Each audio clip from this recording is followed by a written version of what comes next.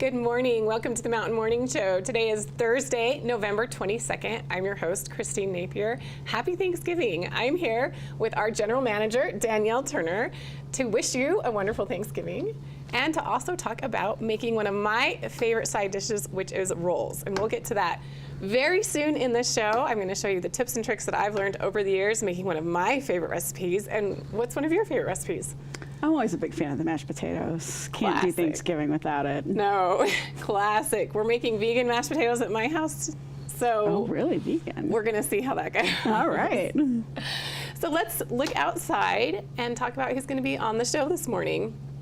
It's a beautiful snowy day out in Park City. On today's show, well, once again, happy Thanksgiving. We're thankful for you for joining us on this wonderful holiday. We are going to be talking to LK Cooking, throwing it back to an earlier segment where she shows us some healthier options for your Thanksgiving table. Followed by that, we're going to talk to Rebecca Clyde of Nourished Nutrition. She made pumpkin mac and cheese with Conrad Jacobellis back in October. And that might be a yummy option if you're looking for another side dish today for your Thanksgiving meal. You'll want to check that out. And then we're going to throw it back, way back to Sundance. Sundance 2019 is just around the corner. And I'm going to talk about one of my favorite interviews from last year's Sundance. And then we're going to end with the McPullen Barn. That's a fun segment outside. Beautiful day, beautiful barn, that iconic farm that you'll see as you drive into Park City. So lots on the show today, as well as we're making rolls. So you don't want to miss any bit of it. No, you don't. We'll be back right after this quick break. Stay tuned.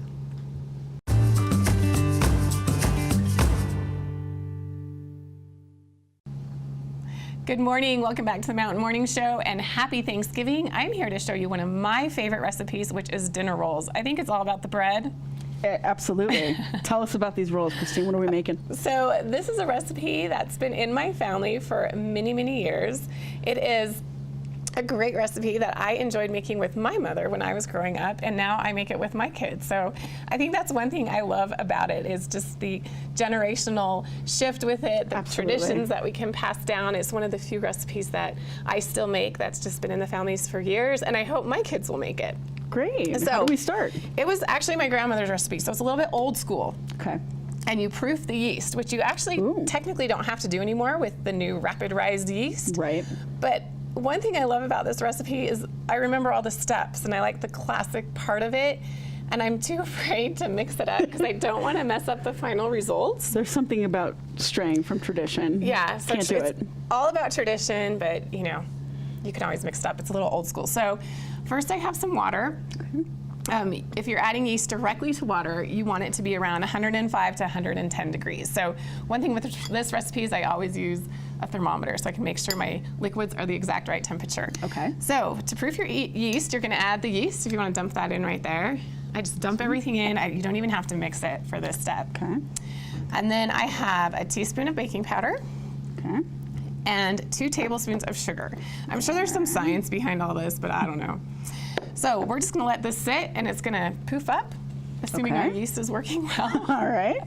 And it'll be great. So this is our first step for the dinner rolls, and you let this proof for about 20 minutes, and then after that you can add it to the rest of your ingredients. So I usually mix up the other ingredients while this proofs, but in the meantime we are going to toss it back to Lindsay Hargett.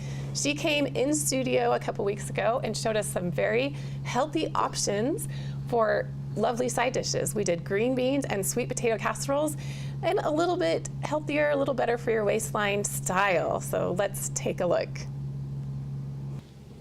Welcome back to the Mountain Morning Show. We are here to talk about being healthy and well today. We are so thankful for People's Health Clinic and the Summit County Health Department for talking to us about diabetes and their efforts. And now here joining us is Lindsay Hargett of LK Cooking to tell us how we can make some healthy dishes for our Thanksgiving meal. Welcome, Lindsay. Thanks for having me back. So what do you have? So really we're just going to, I feel like there's a lot of hype around the holidays, like either you totally indulge, or, which is usually me. Usually the case, sadly. Or people are like, no, I'm going to be really, really healthy, and then it kind of defeats the purpose of the holidays, especially Thanksgiving, because it is a food-centered holiday, and as cliche as it is, it's absolutely my favorite holiday. You just get to eat all day long. And so I've made these recipes, and I have this mindset that you know, if you eat good, you know, this much of the time, then, you know, the last percentage you can indulge in things like that. And holidays are totally the reason for that. But I always try to bring something that's a little healthier, usually incorporating vegetables for, you know, holiday meals, because we get a lot of, you know, the carbs and the desserts and things like that. So I try and make sure we have some vegetables and some healthier things so that, you know, all kind of bounces out. So we're going to start with, so we're just doing kind of cleaned up. I know people say that a lot, but, you know, we're going to do like some cleaned up sides that still taste like your traditional favorites, you know what I mean? So you're not like, oh, I'm eating a stupid thing that isn't exactly, you know, this isn't Thanksgiving. What I want. Exactly. So we're going to be doing some sweet potatoes, and you know the traditional sweet potatoes have like candied pecans and marshmallows and full of sugar, and they're delicious, but we're just trying to be a little bit better. So we're going to use some natural sugars, and so we've got our sweet potato. I roasted a couple sweet potatoes in the oven just until they were soft, and then mashed them up like this, so they've got that gorgeous color. I suppose you could use canned sweet potatoes as well if you're in a You could. hurry. If you're in a pinch, you totally could. But really, I just poke mine a bunch, stick them in the oven. Pro tip, put a pan underneath, because they're very sugary and they will drip all over your oven. My oven is a disaster right now because I threw them in yesterday, so. So this is speaking from experience. Yes, exactly. Okay, Stick good a to pan know. under there. But, so we're just going to, like I said, we're going to do some natural sugars. And so we've got just some maple syrup. Here's a tip for you though. Okay. Maple syrup that you get from the regular grocery store or whatever that is like your Mrs. Butterworth, things like that, that's sugar flavored like maple. And so that's kind of defeating the purpose of like a natural sugar if you're using that. So, but if you get organic maple syrup from, you know, a health food store or something like that, they're usually really expensive. Costco, $10 for this guy. I won't buy it anywhere else. It's basically the same as regular syrup. So anyways, that's my little plug for Costco. I've noticed some stores too selling really smaller. So if you don't want to get the giant $8 jar, you can get a smaller little 4 ounce for much cheaper, which is probably all you need for something like this. Exactly. So we only need 2 tablespoons of this. So we're going to do 2 tablespoons right here, and then just add that into there. Let's see, I'll have you come over here and help me pour some of these in here. Oh, yes, I would love to. We've got coconut milk right here that I got out of the can. Oh, I'm gonna spill Might it. drip a little, but. So we can So pour dump this that in, this coconut That's milk? just a half a cup of coconut milk. Perfect. We're gonna do half a teaspoon of cinnamon, and then half a teaspoon of vanilla as well. Let's hope I don't get any vanilla bean pods in there. There we go. Oh, okay, wait, I have to ask you really quick. This is your vanilla? Yes, this is my homemade vanilla. How do you make this? So we should do that on a segment sometime. Okay, But this is just, it's vodka. You can use rum or vodka, and then vanilla beans, and you just let them, you know, hang out together. I have an Instant Pot recipe as well, so definitely have to share that one with you, because homemade vanilla is the way to go. Oh, I'm excited to add learn more. that to everything. But so I've got some ground flaxseed here. And for people like my dad that are like, why are you feeding me that stuff? You won't taste it. So You won't even know that it's in welcome, there, Dad. so just don't tell him. My family gives me crap for health food all the time, but I Oh. just sneak it in. My and- father-in-law's like that too. Yeah. He's not a fan. Yeah. But if he doesn't know, he can't tell. Exactly. You'll so never know. that's the So key. nobody tell my dad this is in here. Okay. Mom's the Actually, word. he's probably watching. Hi, Dad. So we've got a little bit of nutmeg, a little bit of this real salt here, and then I've got some coconut oil as well. So we've got, you know, sweet potato and coconut really go so well together. They taste so good, and it really plays on like the sweetness of both of them without being, you know, cloyingly sweet or really too overpowering. So we've Yeah, got I wouldn't that. have thought to use coconut oil I'll and let you coconut stir milk. that. So this is some great tips for us. So while we're getting that stirred up, that's like the filling. And then we're just gonna do like a crumble topping instead of, you know, the marshmallows and all of that. So, Well, this is dairy-free. yes. So that's important. And it's vegan as well, I believe. It's isn't it? vegan. I wanna make sure, yeah. I have one of those in my house. So. Exactly. I cook for some people that are He'll be vegan, thrilled. and it is, you know, just as good. So I've got some chopped pecans here, and we're going to add some. It's also gluten-free. Did I mention that? So everybody can eat this. We've got some almond flour and some oats and some more coconut, some coconut oil that we're going to cut in, and then we're going to do some coconut brown sugar instead of a regular brown sugar. So Nice. just some good natural sugars. And that's going to be our crumble topping. So we've got that all mixed up, and we can pour that into Dump the this pan. into your pan, okay? And the color is Beautiful sweet potatoes. amazing on I love that. this orange color. Looks great. Smells really good too, surprisingly. Yes, so good. And really, I mean, there are sugars in there. Again, we've got the coconut and the maple and stuff like that, but you could eat something like this for breakfast and not feel too bad about it. Oh, So, I would. Sweet potato casserole is my We're favorite. definitely gonna have some of that this morning. So, Yes. so we're gonna cut this in, kind of like you would a pie filling, but we've got coconut oil instead. And so And this coconut oil has been in my car overnight, so it's probably actually a little- really cold. But so basically you just want to cut that in and make like a nice crumble topping, and then you can, you know, kind of put that over the top. So instead of doing your traditional butter and sugar and marshmallows and things like that. this is a much healthier version. It's gonna be a lot better. I never really understood that because it was so sweet, but it is really good.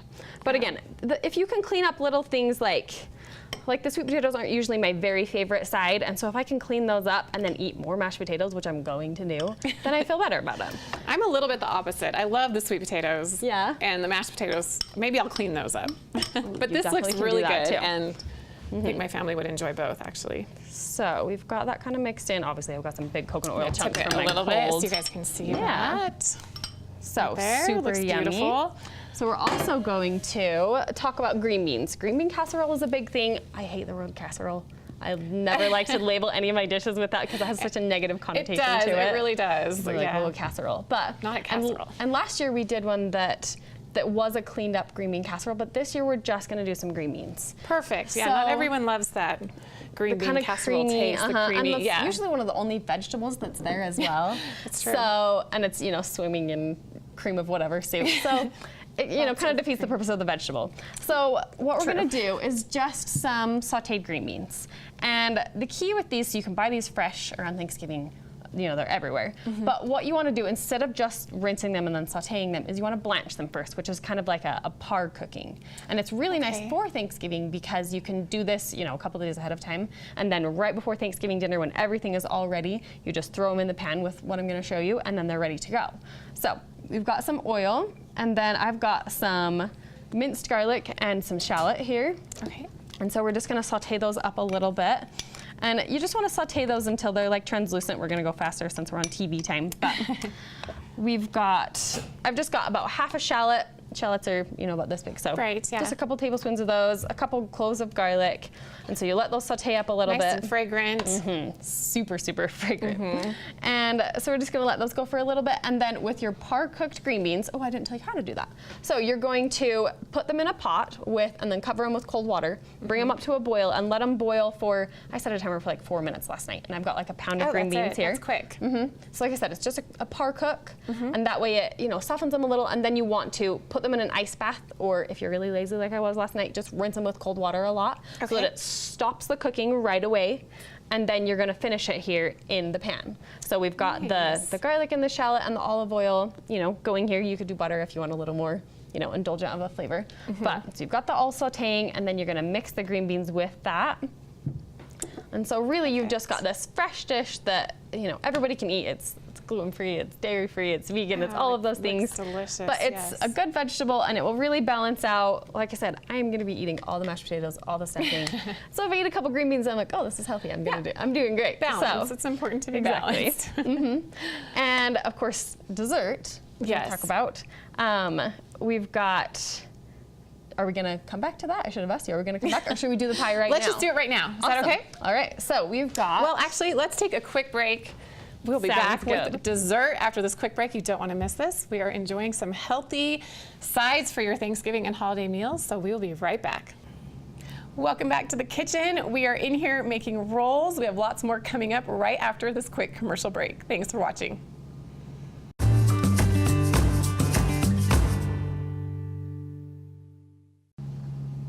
Good morning. Welcome back to the Mountain Morning Show and happy Thanksgiving. I'm here to show you one of my favorite recipes, which is dinner rolls. I think it's all about the bread. Absolutely. Tell us about these rolls, Christine. What are we making? So this is a recipe that's been in my family for many, many years.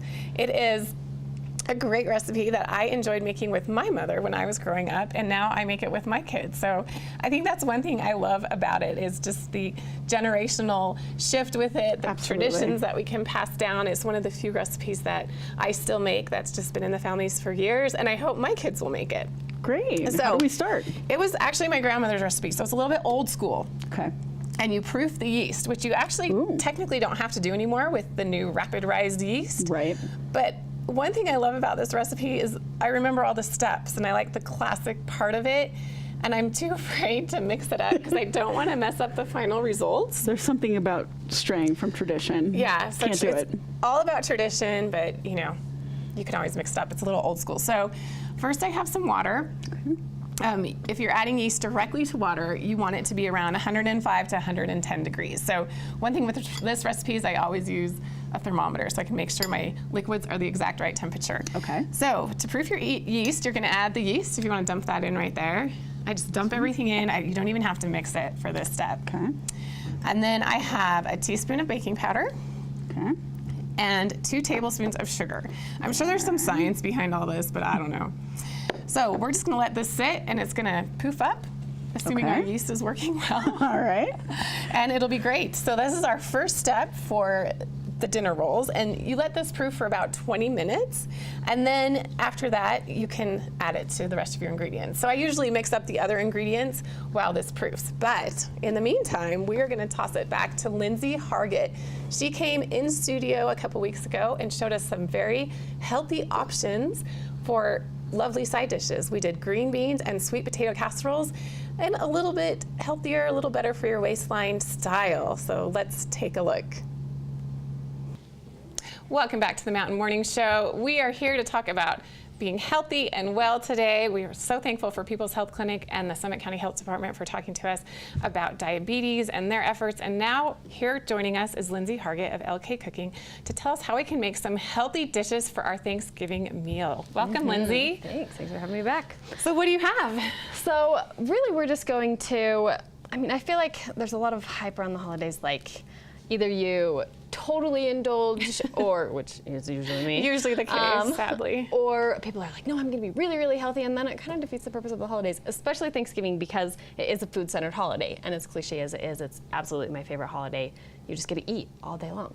And so I've made these recipes, and I have this mindset that, if you eat good, this much of the time, then, the last percentage, you can indulge in things like that, and holidays are totally the reason for that. But I always try to bring something that's a little healthier, usually incorporating vegetables for, holiday meals, because we get a lot of, the carbs and the desserts and things like that. So I try and make sure we have some vegetables and some healthier things so that, all kind of bounces out. So we're going to start with, so we're just doing kind of cleaned up. I know people say that a lot, but, we're gonna do like some cleaned up sides that still taste like your traditional favorites, you know what I mean? So you're not like, oh, I'm eating this stupid thing that isn't exactly, this isn't Thanksgiving. What I want. Exactly.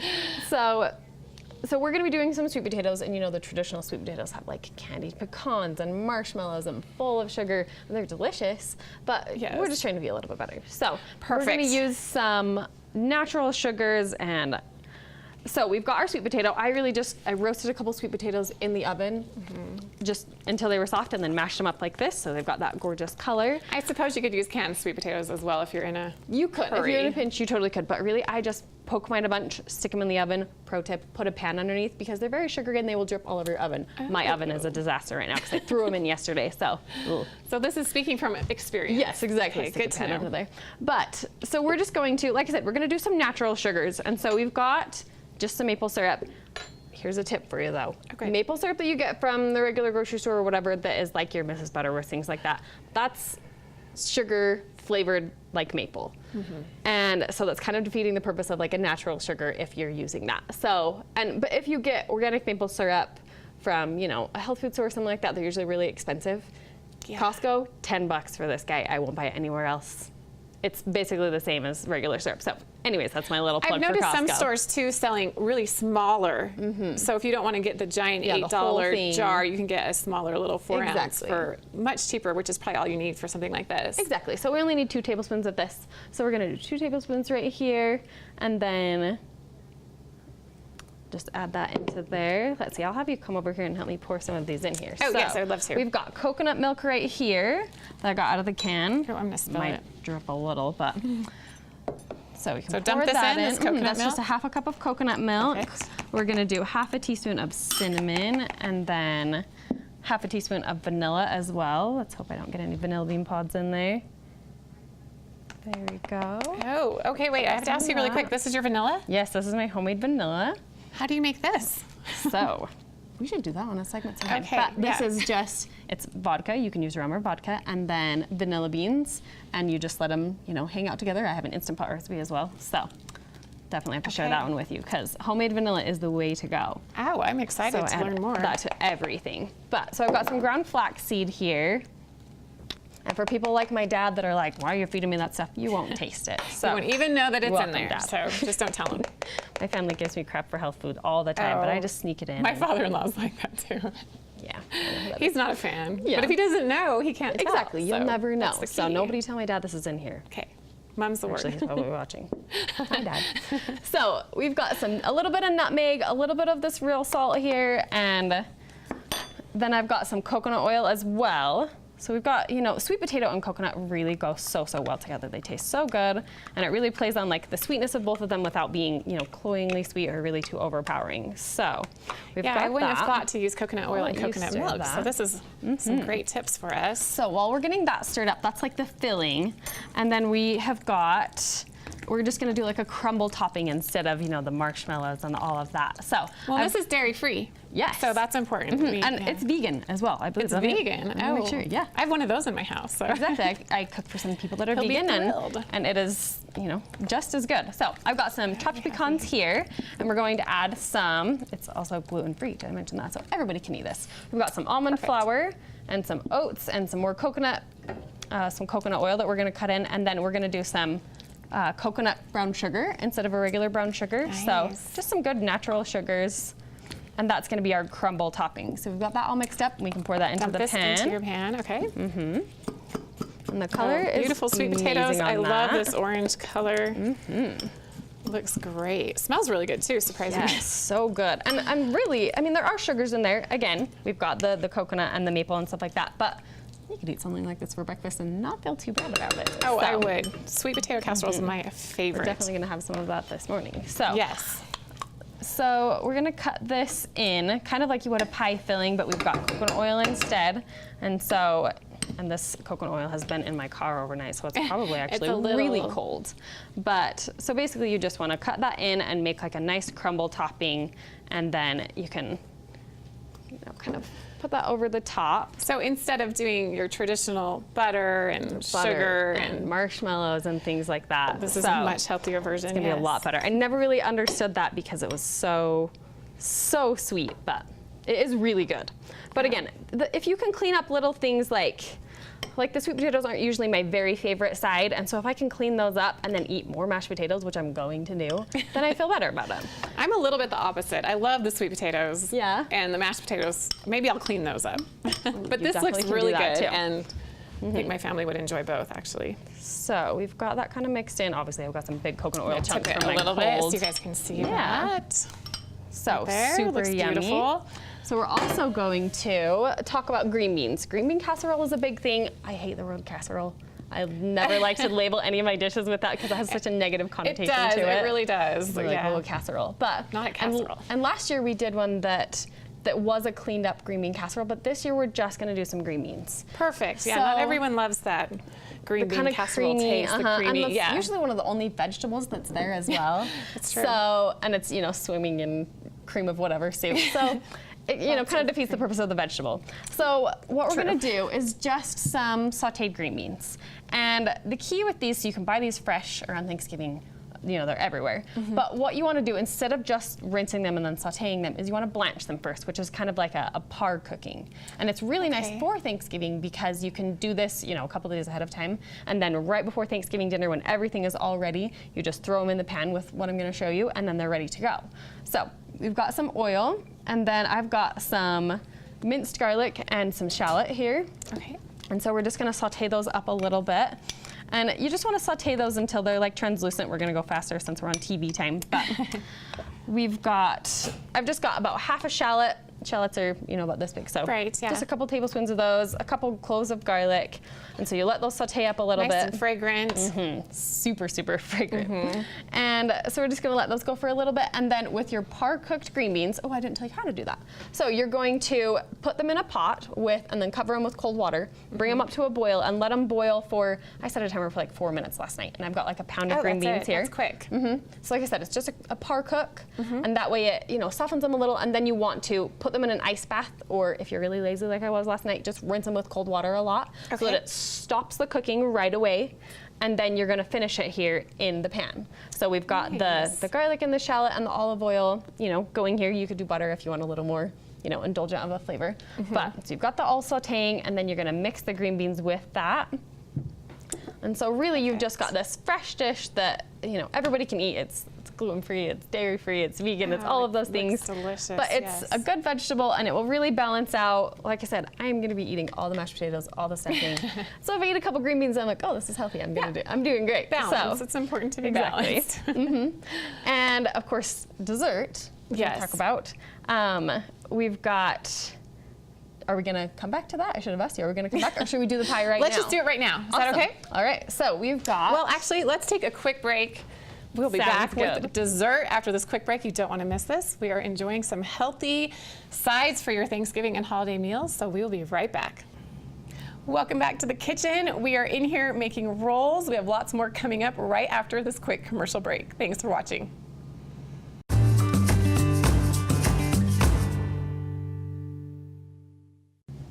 Welcome back to the Mountain Morning Show. Happy Thanksgiving. We are here in the kitchen making rolls with our general manager, Danielle Turner. Welcome back.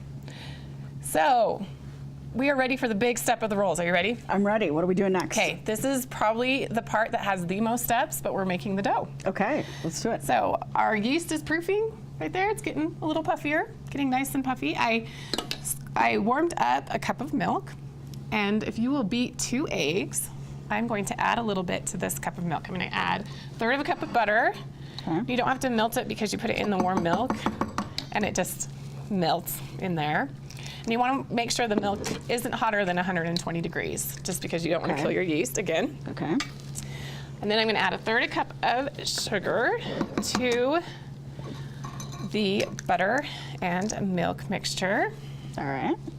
And I'm just gonna kind of let that, you don't really need to mix it up because this beast is gonna mix it all up later. Okay. And I'm gonna add a dash of salt. And then you're gonna wanna make sure this is a little cool, but as long as it's not over 120 degrees, it should be fine. Should be okay. All right. And then this is Redmond salt, by the way, my favorite. And there we go. There we go. You're gonna add 2 beaten eggs to the warm milk. Okay. There you go. Just like Christine. that. And now we are ready. We are ready to put the flour in the bowl. If you want to put 4.5 to 5 cups of flour. So we'll start with 4.5 and see how that 4.5. does. Okay. In the bowl, and then we're gonna add our In milk this bowl, mixture. or- Yeah, in that bowl, and our poofy yeast mixture. And we're gonna mix it up, which is the best part. You can knead it by hand, which is what my mother always did, but I have changed the recipe a little bit because I use the KitchenAid. It's really fast. I am on board with that.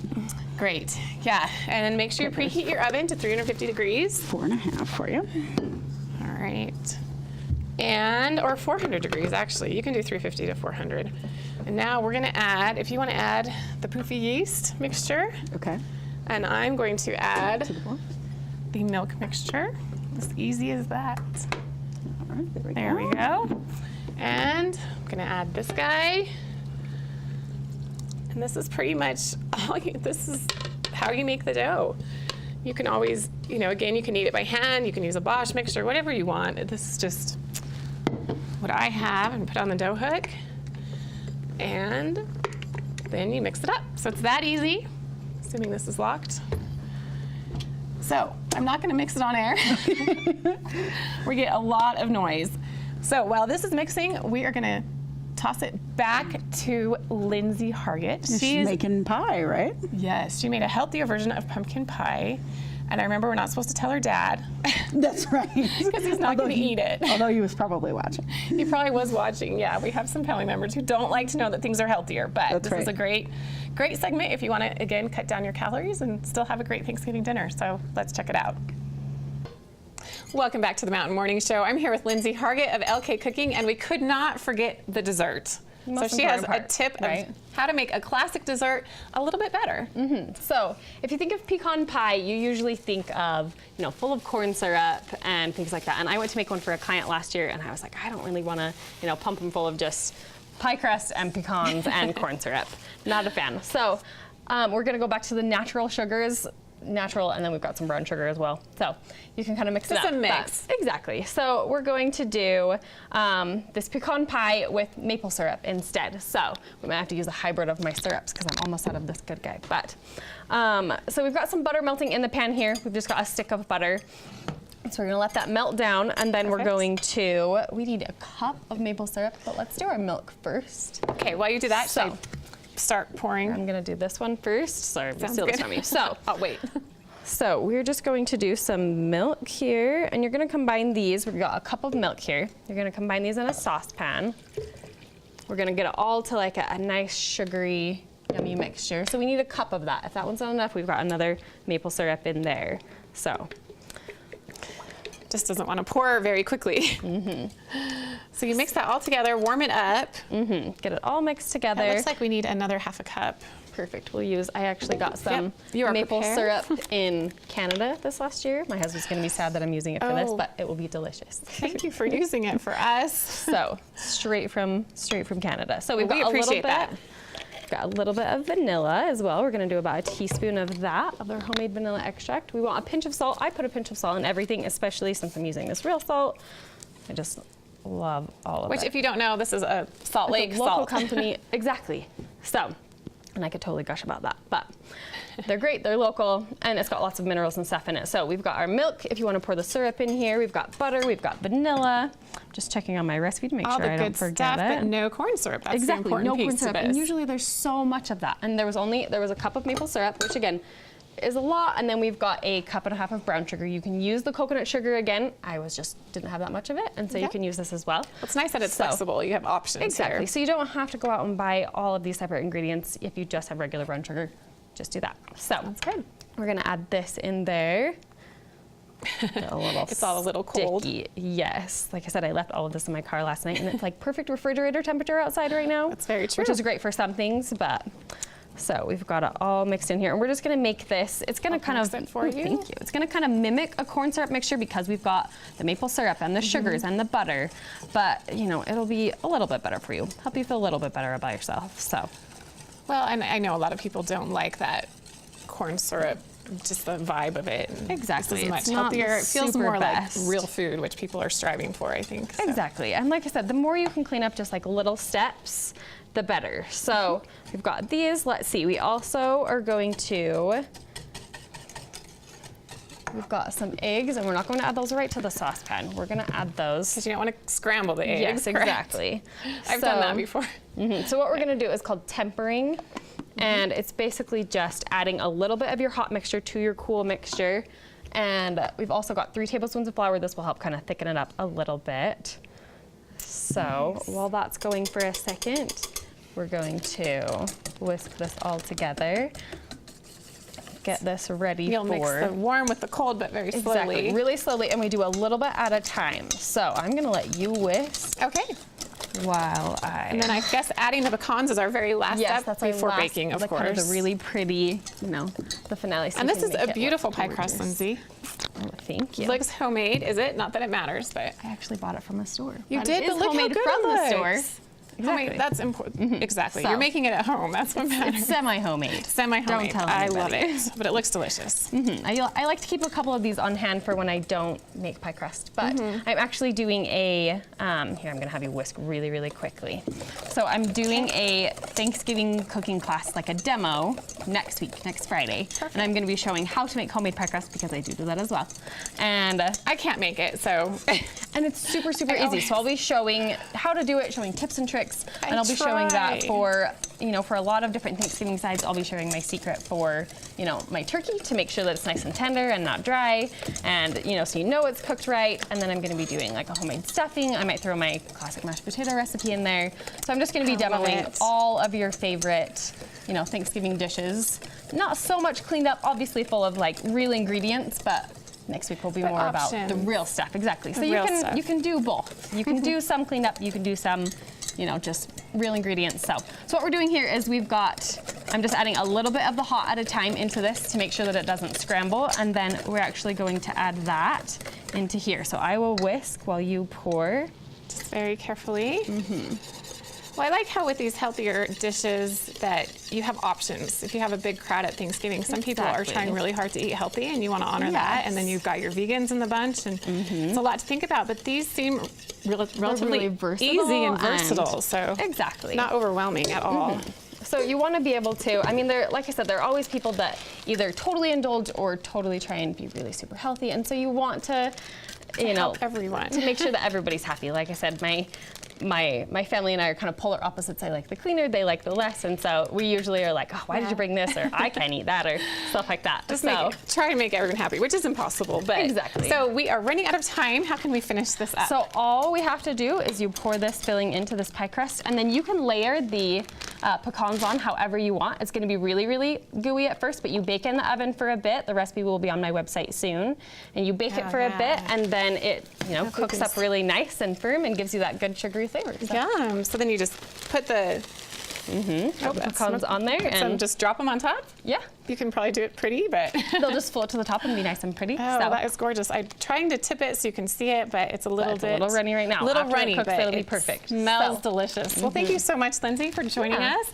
You're going to want to check out LK Cooking online. Also, she has some great social media accounts. You have a class coming up next Yes, week, next Friday. Details are on my Instagram at LK Cooking or on my website at lkcooking.com. and her classes are very popular, so you want to sign up early and soon. Thanks so much, Lindsay, for being Thanks for here. having me.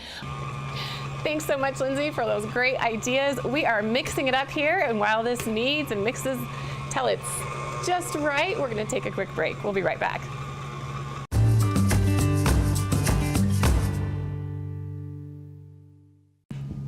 Welcome back to the Mountain Morning Show. Happy Thanksgiving. I'm your host, Christine Napier, here with General Manager Danielle Turner. What is your favorite part about the Thanksgiving Day? Well, I think a combination of spending time with the family and kind of being able to eat all your favorite foods. I mean, what could go wrong there, right? What could go wrong? What could go wrong? I agree. So we are on the next step of these rolls. Okay. You want it to be just a little sticky. This is pretty good. And what you'll do is you'll let that rise for about an hour. Okay. Put it someplace warm, cover it up, and I have already done that with this dough. So for our purposes, it's nice, and you can see it's pretty look much at that, double the yeah. size. Nice and poofy. If you press it down, it kind of comes back up, so you know it's ready. So I'm going to take half of this dough. Actually, first, we're going to roll this out. Okay. So I'm going to put a little bit or a lot on my cutting board. I'm making a nice mess, but hey, that's what's fun. That's what the kids like to do. They like to It's all part of the make- Thanksgiving experience. Exactly. You're going to have a mess. It's Thanksgiving, so you just have to accept it. Then I break this in half, and you can always just roll it into balls if you want to, but again, this is the way my mom and my grandmother did it, so Okay. this is how I like to do it. Keeping the tradition. Keeping the tradition. So there we go.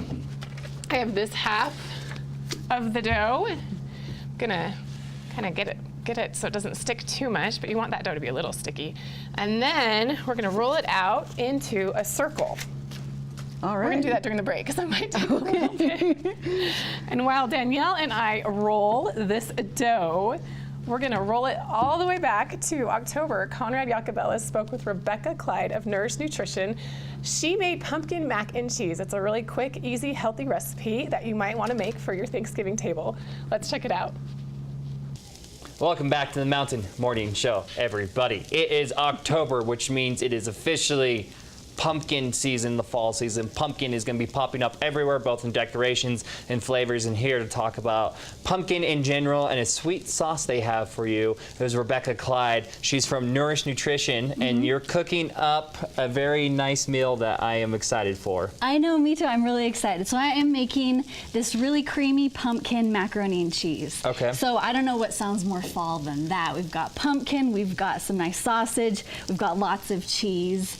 It's a little bit cooler today. It's perfect for the day. Now, when I hear mac and cheese, I just think like fatty and like Yeah. a nice, like big homegrown meal. But you were saying this actually has some nice nutritional value to it. Yeah, absolutely. So I'm a registered dietitian Okay. and wholeheartedly believe in, all foods fit. Let's make, eating easy and delicious, but also find ways to add more vegetables in. Okay. And this is a great way to do that. So a family favorite because it's mac and cheese. Yes. And then we're adding some some pumpkin and some tomatoes in with the sauce. All right, so right now we have some sausage cooking. Yep, so I've got some nice Italian sausage cooking. I slice it up. I think it cooks a lot faster when it's sliced. Okay. I mean, it does. And then I've got some onions and a little bit of garlic in here. You can also use andouille sausage, which is really good. If you like something a little bit smokier, or if you want a little bit more spice, that's a great option. But this is just super classic and smells delicious, right? And how hard of a meal is this to make?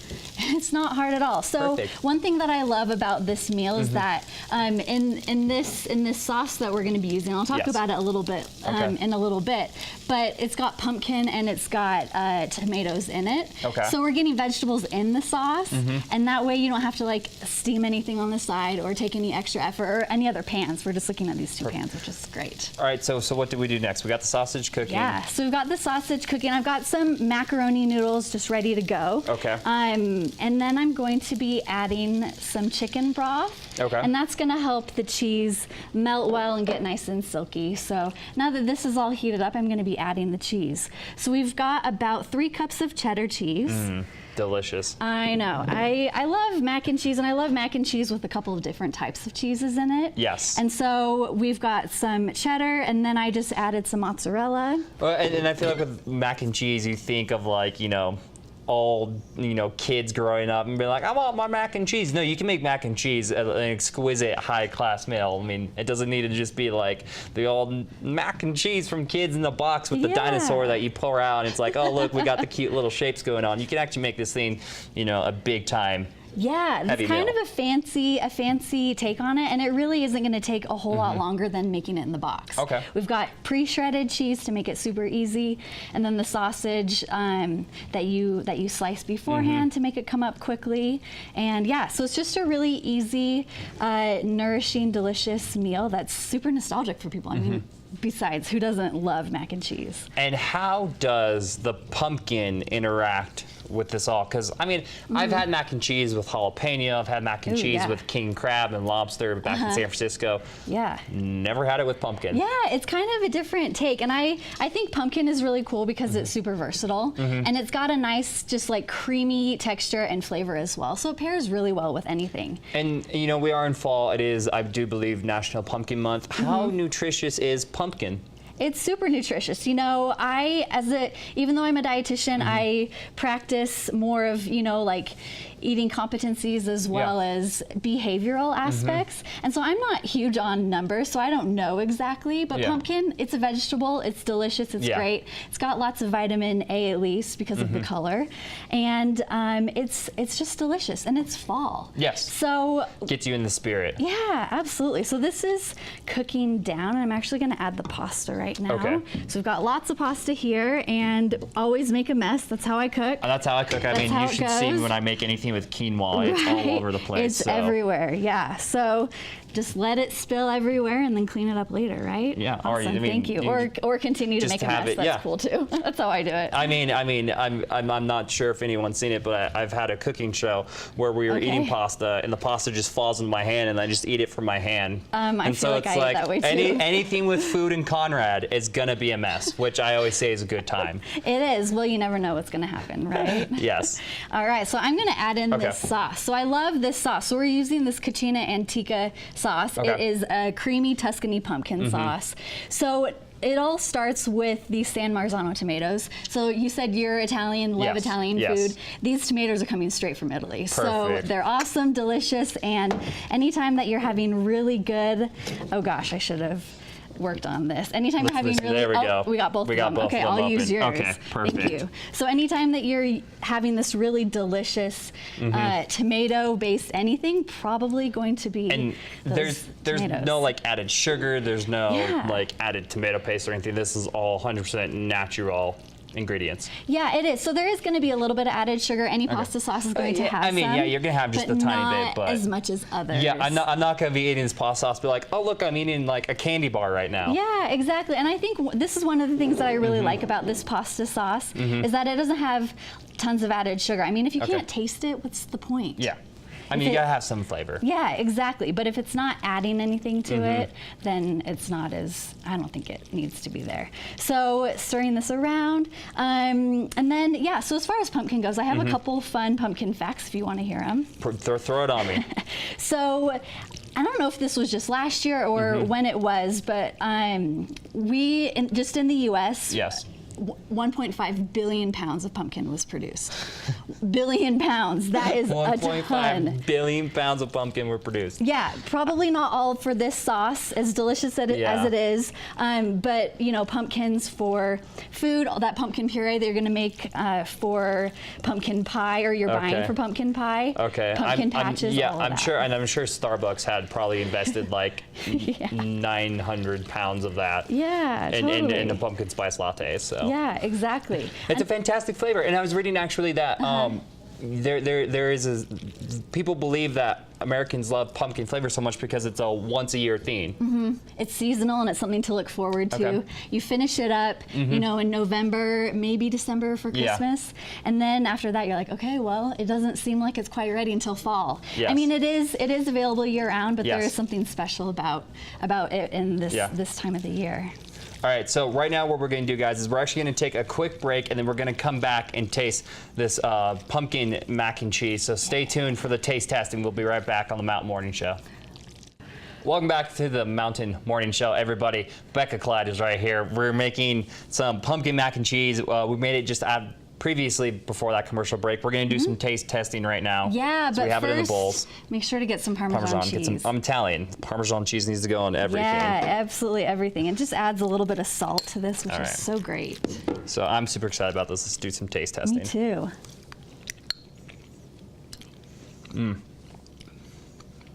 Delicious. No, we were talking Yeah. about, this is a pumpkin sauce that we have, a pumpkin tomato sauce. When you think mac and cheese, pumpkin is not the first thing that comes to my mind, but this Nowhere near, huh? absolutely does a great job of blending tastes together. And the pumpkin, it's not overpowering or anything. It's very nicely blended. So It's so this good. is delicious. Yeah, and we're talking about all things pumpkin today. So finding ways that are not your traditional, like pumpkin pie or pumpkin spice latte. Yeah. This is a great way to enjoy pumpkin during this season and something that's a little bit different. So where specifically can people go to get this sauce? Yeah, so locally in Utah, you can find it at Target, you can find it at Whole Foods, Okay. Good Earth stores, and then obviously on Amazon. And And, then- Harmon's as well. Harmon's Harmon's as local. well, perfect. And people want to find out more about you because you are a nutritionist. You do kind of have your own blog and everything. Where can people go to find out more about you? Yeah, so just nourishnutritionblog.com is it. NourishNutritionBlog.com, Yeah. super easy. And this meal was super easy to make. It's not intimidating at all. It's mac and cheese with a nice fall,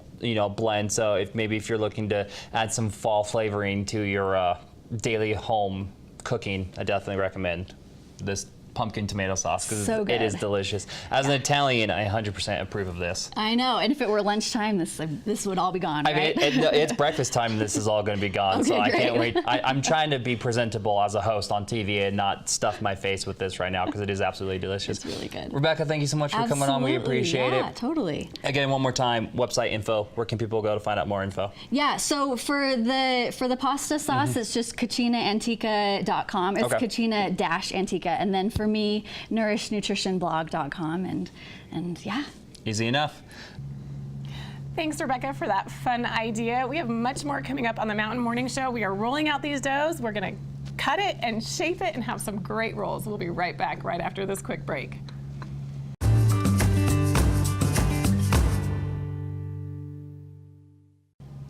Welcome back to the Mountain Morning Show. Happy Thanksgiving. We are moving along with our rolls. We are ready for the next step. Yes, we are. Christine, tell me a little bit more about the rolls. Where does your grandma get the recipe originally? So this is my grandmother Barth's recipe, Okay. and she actually met my grandfather in a band called the Dill Pickle Club, and they played the mandolin and the banjo. Oh, wow. And this was actually a recipe they got from one of their fellow band members. Oh, how cool is So that? yeah, it is actually a really so fun story. And it's been in Yeah. the family ever since? Ever since then, yep, we make it every year for Thanksgiving and Christmas. And Wow. Yeah, it's just one of my favorites. And That's I have fun. a big sign in my kitchen that says the Dill Pickle Club. Oh, how And funny. people just think we really like dill pickles. Well, But see? that's how my grandparents met, so Now we know the real story. now you know. What's the next step in the rolls? Okay, so we rolled it out to an oval, circle, really anything works. And now we're gonna cut it into sections. So we'll Okay. cut it in half like a pie. Okay. Cut it the long way. And then I'm gonna let you cut some pieces. So just Okay. like a pie, just slice it up. I usually make little ones, as you can see from my rolls that are already that? done, and big ones, yep. Okay. All different sizes. And we're just gonna roll them up like crescent rolls and make them that fun little shape, because that's just how my grandmother did it, and that's how I like to do it. You can also, with this recipe, you can add orange zest to the dough. You can add Oh, that would be fun. orange juice to, if you want to frost it afterwards. You could also roll it up and make cinnamon rolls, so it's very versatile. Oh, very versatile. But we okay. almost always just do dinner rolls for the holidays. You don't use so. them for breakfast? No, not for the holidays, but maybe just if I want some cinnamon rolls, I'll use this recipe for sure. So we're gonna roll it just like this, if you want to try to roll one. Sure. And while we roll these rolls, we're going to toss it back to one of our favorite Sundance interviews. Sundance is coming up. We cannot wait. This interview was with the director of RX, A Cancer Journey with Sandra Lee. Who is also a chef. Yes, she was a chef. So very appropriate that we're in the kitchen while we're talking about it. Yeah, But it's very appropriate. And she was rather young and got a very early diagnosis of cancer. And so they filmed this short documentary for Sundance. And it's one of my favorites because I was very inspired by, not only by her passion for this subject and her passion for this film, but also her eloquence and her strength, because 2 days before this interview, her father had passed away from cancer, That's the father right. of this director.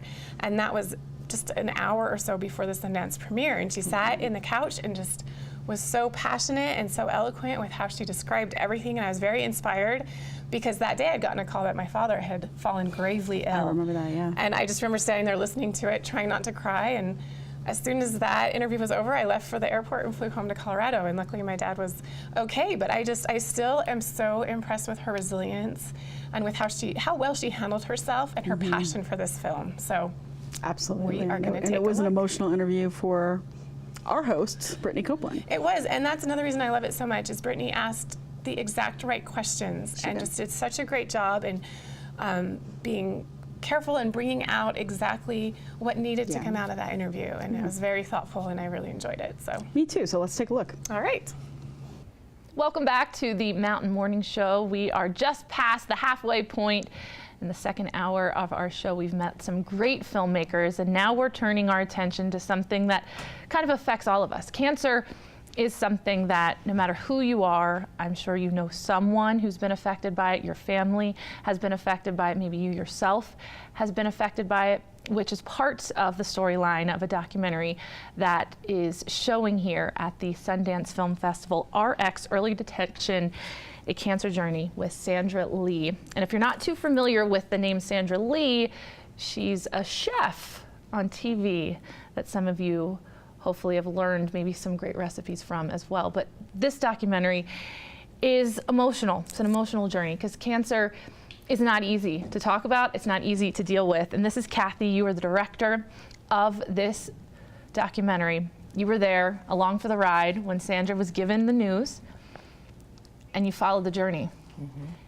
How difficult was that for you to watch the process? Because this is raw, this is uncut, this is real. Yeah, it was an extraordinary thing because Sandra was, you know, she's sort of this picture perfect, semi-homemade recipe, Food Network, Good Morning America host. And she was given this news right after shooting a People's Most Beautiful issue. She gets off the set and gets the news that she got this. And I had just started running her production company. I'm a television producer, not a documentary producer. But really this was just sort of like taking a story and making it longer than you would for a television show. She was very shocked, but she went into, I'm going to interview everyone, get the best information I can, and make the decision. She wanted sort of a how-to. And this is what we sort of did every moment, every interview with every doctor. Her long-term partner is the governor of New York, Governor Andrew Cuomo. It's moments with him, which you usually don't see him in sort of a soft setting. And the decisions that they made as a couple on getting a double mastectomy, which was her choice. Every woman makes different choices with this, but the documentary has the entire surgery. And what we see is that it's not a death sentence as it was in the 60s and 70s, but it's still it's a tough, emotionally draining, physically draining process. And we were hoping that we could sort of get awareness out there. My pink for today, breast cancer awareness, it's that a lot of medical experts disagree on when you get tested and what you should do. But the one thing everyone does agree on is that early detection will save your life. If they catch it, they can prolong your life and you will be okay. If they don't, that's the problem. And so Sandra's message is just for women in greater numbers. Younger women are getting breast cancer. So the sooner that they get tested, the better. And that's really the message of our film. How old was Sandra? Sandra was 48. And it was interesting because she wrote an editorial for the New York Post and some other publications at the time because the American Cancer Society was suggesting that women wait until 50. Now, I was also Robin Roberts' producer at Good Morning America. In both of those cases, had those women waited till 50, the news may not have been as good as it is now. They were in their mid-40s. They had detection. They took the different roads of treatment, but roads of treatment to eradicate the cancer. And so Sandra felt strongly about not waiting until 50, and she did put that in an editorial. And there is, as I said, there is a lot of controversy regarding that. People think, well, I don't have it in my family. 90% of women with breast cancer do not have a family history, which was one of the things that we learned in this process, and we certainly learned a lot. But the one thing that we learned most closely was be your own advocate and get tested, because Sandra became an advocate after this, and she and her partner, Governor Cuomo, based on Sandra's experience, Governor Cuomo put a law into New York called the No Excuses Law, whereby women, there's no copay for a mammogram, and the hours are extended from 7 to 9 in the morning to 7 to 9 at night, awesome. so that they can get more access and not have the financial strain of having to go get it. That's why it's called No Excuses, because some women say, women are busy, they have children, they have jobs, but this, without, they won't be around if they don't do this. So that's what they did. Early detection is so key. I never really share this with many people, but my grandmother had breast cancer and passed away when I was 3, so I don't even remember her or know her, and they treated it so differently back then. And it's something that my mother and I were very cautious, because again, I know that you say 90% of people it doesn't even run in the family, but nevertheless, it's there, it's in our family and if history. it runs in the family, it's super important. You definitely need to even be more diligent about it. Without so question. That I'm really looking forward to going on the emotional journey, because I just know for my family and the stuff my parents dealt with going through that process, it's probably going to be eerily It will similar. be tough for you. Yeah. A lot of people have said it was hard for me to experience it, and my own father was diagnosed with cancer in July, and one thing I learned from this film was do your research, find everything out. I got him the best of care. He was the most amazing man in the world, and 1 hour before our premiere, I got the call that he had died. And this was the day before yesterday. But he wanted me at Sundance because he said, I need you to go, I want you to go. I had had him in home hospice for a full month before. I moved from New York to Philadelphia and cared for him with my mother. And until I left, he was completely conscious, and then he was not conscious, and they called me, and I literally said goodbye to him on Skype on the way to our premiere. And so I know that he wanted me to come here and to spread this message, and he was so proud of the film. And I know I'll look back on this as a very surreal experience having been here, but I do feel his strength, and I know that his message was the same. And with cancer, as you said in your intro, it touches everyone's life in some way or another, and there are so many treatments and advantages out there. But the awareness in getting it earlier, even with Dad, we had him for another 6 months. We wouldn't have traded 5 minutes of any of those 6 months. So it's really about awareness and educating yourself and making sure that if you're a caretaker or you're a friend to someone who has cancer, Sandra had such a supportive family, her partner. I mean, not everybody is partners of a governor and can change a law, but her sisters and her daughters, and it really became, they say that people can grow further apart or closer together. They grew closer together.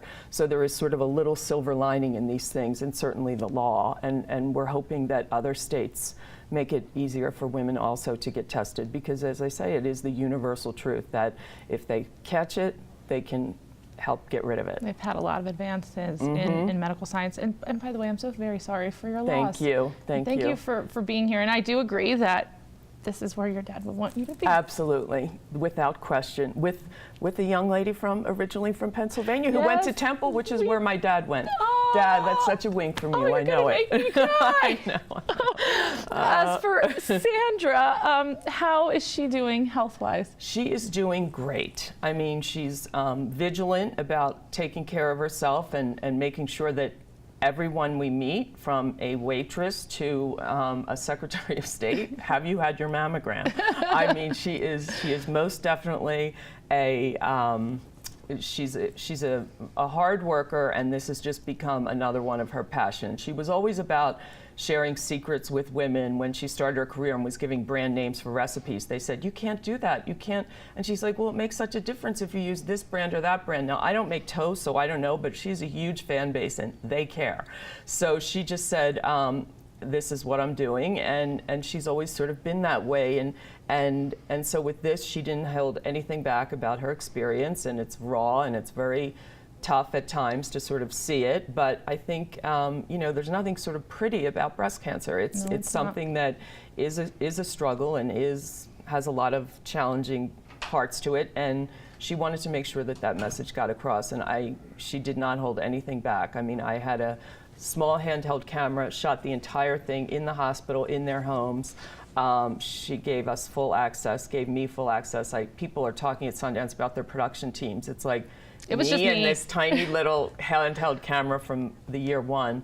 But we were so blessed that HBO picked it up, and the amazing Sheila Nevins and Lisa Heller and their team at HBO, because they believed in it and they saw it as an important message also. And they're just a very supportive group of women. I mean, I know there's a lot of men that work at HBO. Our experience has been knowing a lot of women, and they just did a beautiful job with us, and we were really grateful to be associated with them. Lastly, where can people see this? Where are the screenings during the Sundance Film Festival? The screenings over the Sundance Film Festival, we have one today, and then there is one Friday and Saturday. I forget the names of all the theaters. I'm so sorry. I don't have that. But it is showing. I do have it right here. Yeah, Wednesday. It's a part of the documentary shorts program 2. It's showing Wednesday at Redstone, Thursday Broadway 6 in Salt Lake, and Saturday at Holiday 1. So there's a few more showings left. There's 3 left. Yes. Okay. Thank you for those names, Brittany. I knew it was showing on those You're dates. welcome. And you but can always check out Sundance.org too to get a full run through. Kathy, thank you so much for Thank you joining so much, us this Brittany. morning Thank and you. sharing this Thank wonderful you. story. Thank you. With everything that you've been through, though, I'm really glad that you came in today. Thank you. This I'm very happy I did as well. And you two are making a difference. Oh, This thank is you. definitely a story that's hard to see, a documentary that will be difficult to watch, but one that will be life-changing, I'm sure. RX early detection. It's also something that can help you prepare for anything that you face from a cancer standpoint. Maybe learning about family members that are dealing with it kind of really helps you get prepared for what you need to know.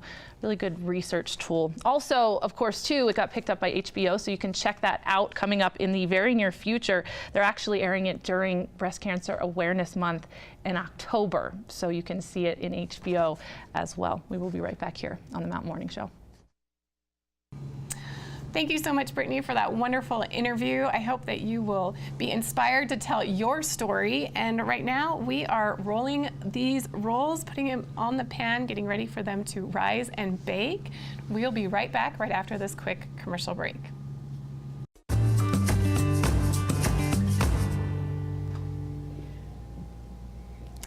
Welcome back to the Mountain Morning Show. We are here with Ann Dorsey.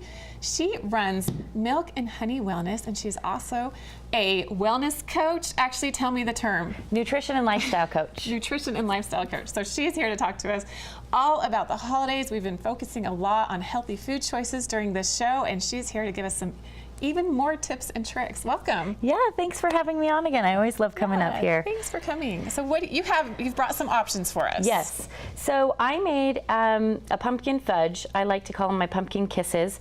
So I love these because they're really easy snacks to make, and they're really healthy fats, so they'll keep you full and feeling satiated as you get your day going on Thanksgiving, so you're not overeating before and maybe also snacking on crackers and cheese balls and all of that stuff. So what I put in here is I did coconut oil, and then we also, coconut oil, pumpkin, cashew butter, almond butter. If you want to add a little extra treat, you can add white chocolate chips in it if you want.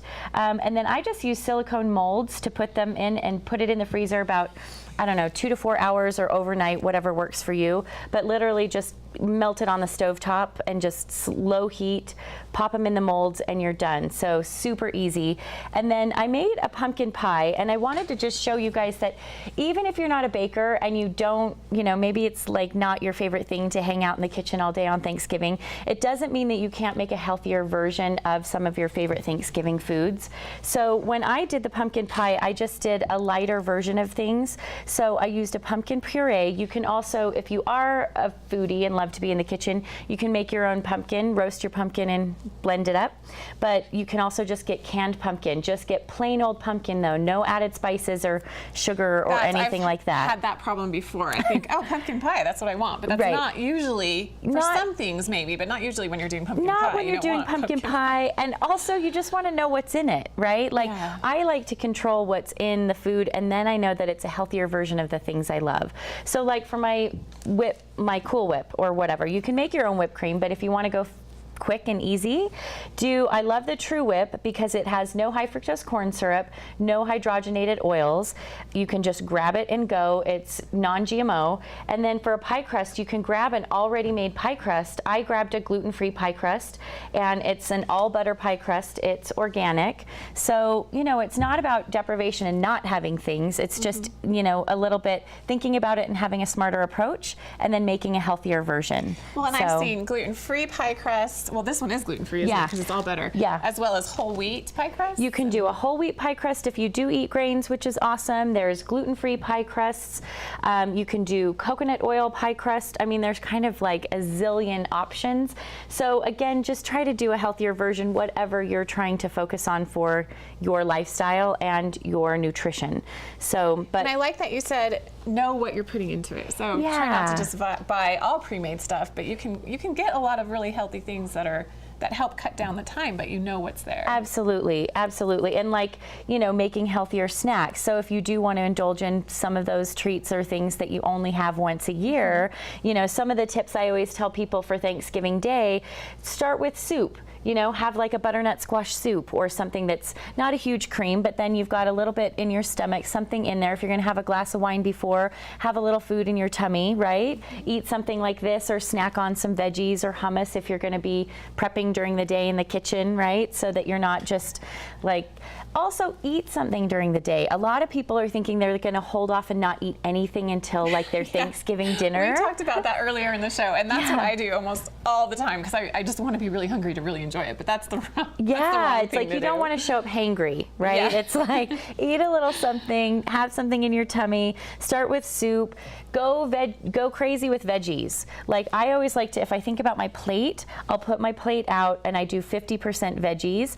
And when I do that, I try to focus on what in nutritional terms, they say non-starchy veggies. So think of it like Brussels sprouts, green beans. What other things do we have? Go smaller on like if there's going to be peas or if there's like winter squash or things like that. Those would be considered more starchy veggies. Those are great tips. I'm having 20 people, over 20 people in my house for Thanksgiving, and now I'm having to rework the menu in my mind. I'm like, I don't have enough What do I vegetables. do? I don't have a soup to start with, so. Or a salad. Or salad. I wasn't planning that either. But Okay. I guess I need to. I know, it's like rolls, potatoes, everybody's Yeah. thinking about that. But when you're scooping those out, like your potatoes, I always like to think about like a base, like my fist or smaller or half. Like if you're gonna have, what are some of our favorite things? So yams, like Sweet potato casserole is sweet my potato- favorite. That's like my entire plate. Right, or the green bean casserole. I actually love a green bean casserole. But those are going to be considered, think of those like a starchy veg. And so do 50% with your veggies, a little bit of like your turkey, and then the rest, like a quarter of your plate as your starchy stuff.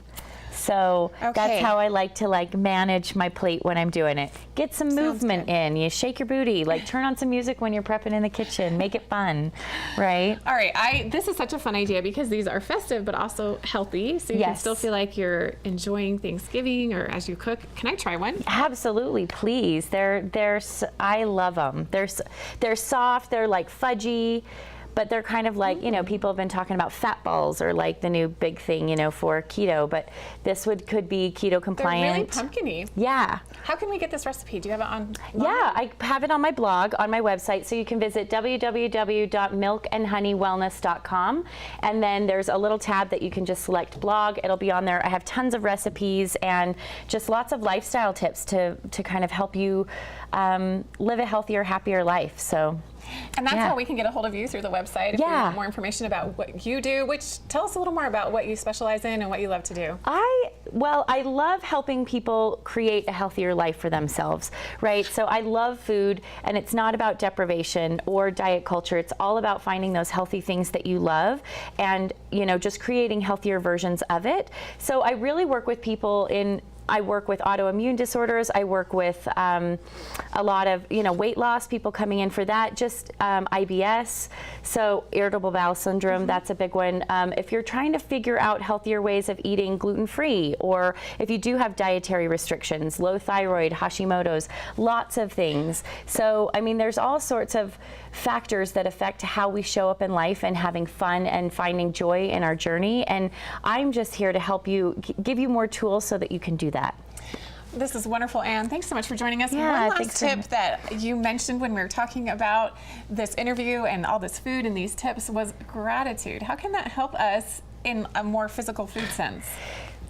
Having gratitude for where your food comes, who prepared it, chewing your food, taking some deep breaths, and really giving thanks, it actually on a physiological level will help you digest your food and assimilate the nutrients a lot better even. So it's all mind-body connection, and when you bring yourself to gratitude, you think about all the things that you do have and appreciation, and it helps even just on a physical sense the food that you eat, and thinking about who grew your food, where did your food come from, connect to that, and give thanks for like who spent the time in the kitchen prepping it, right? That always helps too. So I think it helps with that connection piece, and so much in our society, so many times we're disconnected or just on our phones. So having gratitude brings us back to that place, and I think it's all about today, you know, the Thanksgiving Day. Yes. So Oh, I love that. Thanksgiving Thank is you. all about gratitude. I guess that's where we need to make sure we land after all the food and everything we have available for us, food, family Yes. fun. Let's make sure we're grateful, and that will help us feel a lot better. Absolutely. Thank you so much, Anne, Yeah, for joining thank you for us. having me. She is, again, of Milk and Honey Wellness. We always love having her around, and we've got some fun ideas. I'm going to eat this Please pumpkin do. kiss Yes. during the break. We'll be back with much more right after these messages.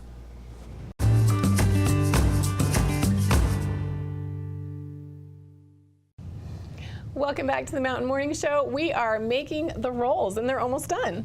All right, what's the next step, Christine? So the next step is we rolled these out, these cute little crescent shapes, and we're going to cover them and let them rise someplace warm, which I already did with a separate pan. So these are a little bit poopier, you can tell. Oh, yeah. Nice little pan to fit in our little oven. Perfect. So these are ready for the oven then? These are ready for the oven. I'm going to walk around and stick them in. Okay. And what are you thankful for this holiday season? Oh, of course, I'm thankful for you know, my children, as always. But I think probably one of the other important things that I'm thankful for this year is the opportunity for us to have this station. It's been a year now. It certainly was a big move for me to cross country and move here to run this station, but it's been such a good one, and I'm so thankful for the family that we've created here at Park City Television. Well, and we're thankful that you guys are here and thankful for the opportunities that you've given every single one of us. How have you enjoyed this past year and a half? I've enjoyed it a lot. I mean, we've certainly had our fair share of challenges, but we've had our fair share of really good moments too, and I'm excited to see what 2019 brings us. Perfect. What has surprised you the most about living in Park City? I think the sense of community in this town. You know, I'm certainly more of a big city girl prior to this, and there wasn't that same sense of community. I mean, we just came off Live PC, Give PC, and I've never seen anything like that in any other community that I've lived in, where the members of the community have come out and donated in such force. I mean, it was $2.4 million that they raised incredible in just that amount. one day. Yeah. It's incredible what we can do when we kind of band together. And I think that's kind of an important message for us to remember on Thanksgiving. You know, it's Absolutely. not just about being thankful, it's about giving to those that are less fortunate than us. For sure, and that reminds me, our family has a tradition. As soon as December 1st starts, we try to do an act of service every day in December. So it's a little different than, you know, giving money to your favorite organization. We still like to do that, but it's that service and that's giving mentality that is so wonderful here in Park City. We've lived in a lot of different communities being a military family, and this community just welcomed us with open arms, and we're so thankful for them. And we're excited to get started on that tradition. Yeah, that's a wonderful tradition. And I'm thankful for, again, for the opportunities that I've been given. I've learned how to do some filming and some on-air hosting this year, and that's been a lot of fun. Absolutely. And with that in mind, why don't we take a look at one of my favorite packages that you have produced this year on the McPolin Barn. Perfect. Let's check it out. This is Christine Napier, producer of the Mountain Morning Show. I'm here at the McPolin Farm, the iconic barn that you see as you drive into and out of Park City.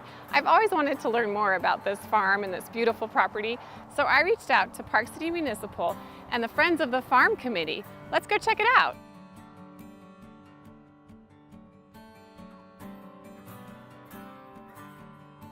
Some of us who became involved with it early on realized what a beautiful place it is, what an important, iconic property it is in the viewscape on the way into the city, and just what a delightful amenity it is for citizens of Park City or visitors to come visit.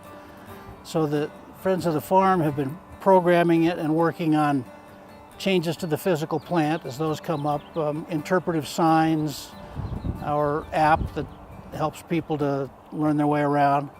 And over the course of time, the trails that you see behind the farm buildings were built, and they're multi-use trails, and they're nice connectors. And I think linking the other trails in town to the county trails was one of the original objectives that we had, and that was very successful. That happened very early on in the evolution of this place, and I think they get a lot of use. If you come out here and just sit and watch, you'll see a lot of citizens coming out here and enjoying the property on their bicycles, pushing baby carriages, hiking, running. It's getting a lot of use, which is great. A lot of the new electric bikes keep turning up out here, and that's kind of fun. The Friends of the Farm sponsor and put on 3 of those events. The next one that's coming up is called YBDIO, which means Your Barn Door is Open, which for many years meant that we would actually open up the barn and people could look inside.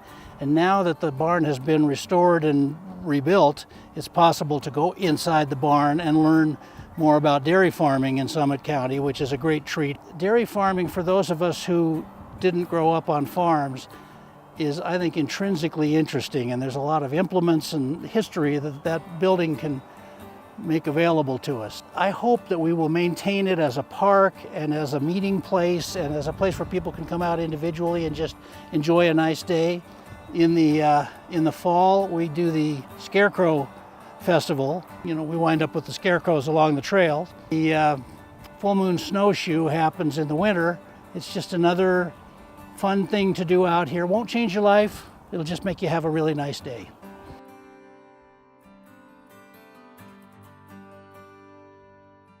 But I do remember the very first time driving into Park City. It was pretty good blizzard going on. 224 behind me was a 2-lane road, and I remember coming in and just seeing this big farm out here, and I was like, oh, that's kind of cool, and kind of stuck with me. It's definitely a landmark of Park City. It's nice the way it is as just kind of a community spot that people can come out and enjoy, not only for events, but just, come out here and have a picnic and walk around and see all the cool historic stuff. So yeah, the walking app, if you go to Utah Heritage Walks, that's the name of the app. It's both on Android and iPhone. And it just walks you around the site, and we have these interpretive signs around the site, and it's kind of an expansion on that. So it's really a lot of interesting information about the history of the farm, about the families that lived here, and how it developed over the years. And as well as the site across the street, which, over by the old lean-to, where one of the original farmhouses was. So it's nice to have that kind of barrier between, the development out at Kimball Junction and the development in town.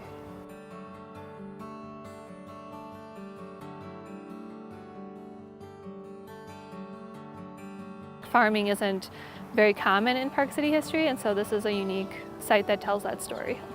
This is one of those sites where I think a lot of people pass through and are enjoying the trails or the cross-country skiing, but I don't know that they know a lot about the history of the farm. We had this opportunity to partner with Preservation Utah to develop a walking tour app, and we thought the farm would be a great place to launch that and showcase some of the historic resources here. It has about 10 different stops throughout the farm, and each stop tells a little bit about the history of that building. There's some audio from Betty McPullen Burt, who used to live here and was raised on the farm. The app was developed by the Friends of the Farm. We all got together and we did research. We pulled together photographs, and then we put it into this format that Preservation Utah then launched as part of their Utah Heritage Walks.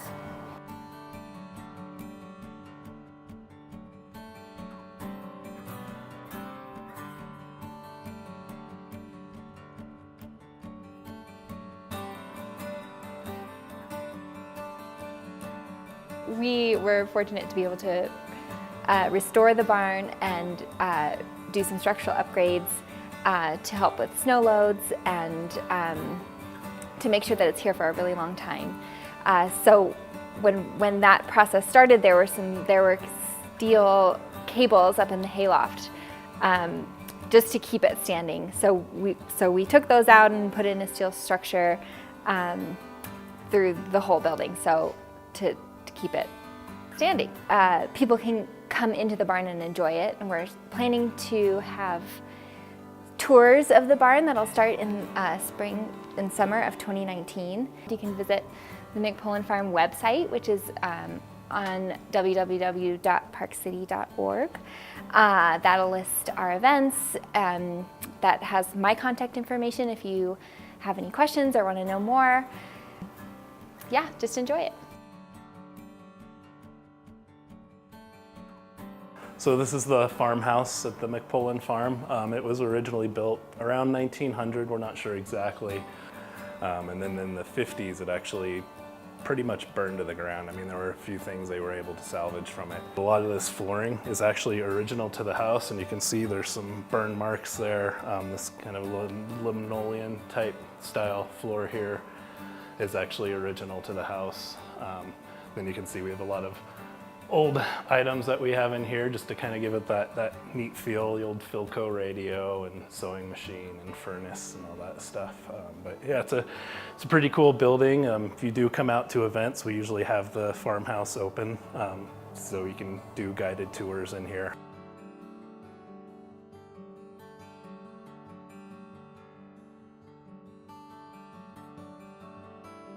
The app talks about the tool shed, the outhouse, and the bunkhouse. And the bunkhouse was actually built in 1935 to house some of the workers on the farm. This is a very state-of-the-art outhouse because it has 3 holes or 3 seats, one for men, women, and children. And that's something that's highlighted by the app. And then behind me is our tool shed, and it actually has a bunch of tools that were donated to us from the McPullen family that would have been used on the farm.